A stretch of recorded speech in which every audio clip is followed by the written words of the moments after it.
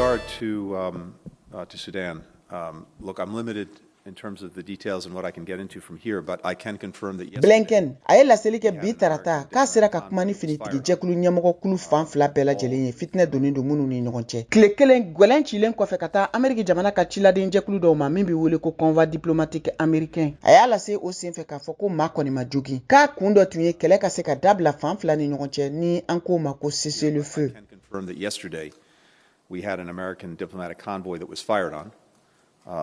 All of our people are safe and unharmed. Ne nega juru kuma mun kɛ n'u ye ni sɔgɔmada na General Hemeti Mohamed Hamdan Dagalo ni ale force de soutien rapide ɲɛmɔgɔ ye ani Buran Abdel Fattah Abdelrahman Al-Buram ni ale Sudan sardasu olu ka ɲɛmɔgɔ ye. Ni y'a fɔ k'a jɛya kosɛbɛ ngo dankarili ani bagabagali ani gɛlɛya min bɛ kan ka ta ka se an ka kɛnɛma cidenw ma an tɛna jɛ n'o ye. Dankarili min kɛra sɛgɛsɛgɛli bɛ sen na an bɛ fɛ k'a dɔn a kɛra cogoya min na. Kunnafoni fɔlɔ minnu b'an bolo o b'a yira k'a fɔ ko dankarili a kɛra kɛlɛbolo dɔw fɛ minnu faralen don Sudan lakana finitigiw kan. O kɔfɛ n y'a fɔ k'a jɛya ni General Hemedi an ka kuma sen fɛ dankarili fɛn fɛn bɛ dankari an ka kɛnɛma cidenw la an tɛna jɛ n'o ye. N y'o ɲɔgɔnna kelen fɔ General Buram ye.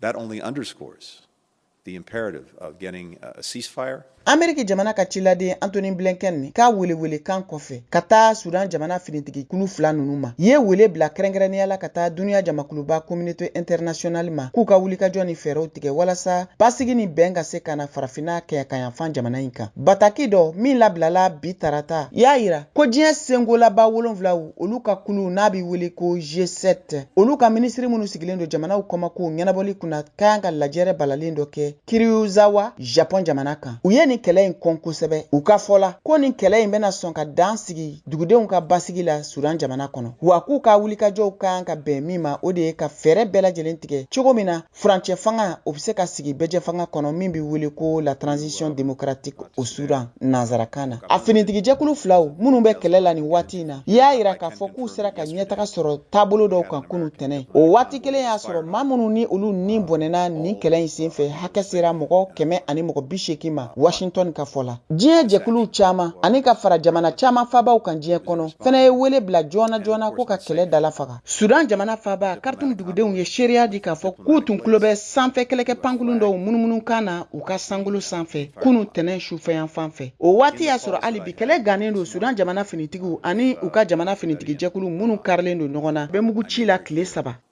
That any attacks